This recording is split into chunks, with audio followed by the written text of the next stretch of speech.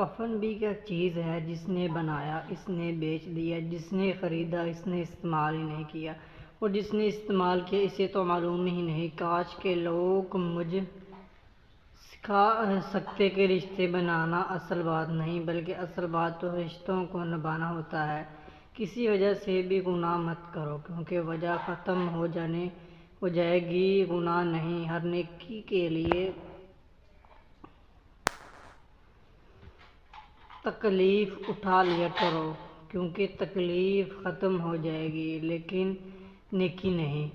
زمانے کا شکوہ نہ کرو، بلکہ خود بدلو، کیونکہ پاؤں کو گندگی سے بچانے کا طریقہ جوتا پہننا ہے، نہ کہ سارے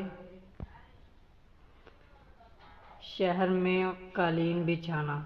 عورت کے روتے روتے اچانک مسکرا دینے کے منظر سے بڑھ کر حسین منظر اور کوئی نہیں۔ جو ظلم کے ذریعے عزت چاہتا ہے، اسے اللہ انصاف کے ذریعے ذلیل کرتا ہے۔ دل چھوٹی چھوٹی باتوں پر ہی ٹوٹا کرتا ہے، بڑی بڑی باتوں پر تو بس تعلق ٹوٹا کرتے ہیں بھی۔ محبت اگر تمہارے سے بھی ہو جائے تو یہ نہیں سوچتے کہ وہ کتنے بستروں کی زینت بن چکی ہے۔ محبت کس طرح کی جاتی ہے، یہ صرف عورت ہی جانتی ہے۔ اپنا لوہا چھوڑ دو، مگر کسی کو استعمال مت کرو۔ انسانوں کا رشتہ ہمیشہ کسی تیسرے کی وجہ سے ختم ہوتا ہے۔ لوگ اس کانڈ کو تو سنبھال لیتے ہیں جس پر اللہ لکھا ہو، لیکن اس دل کو توڑ دیتے ہیں جس میں اللہ رہتا ہے۔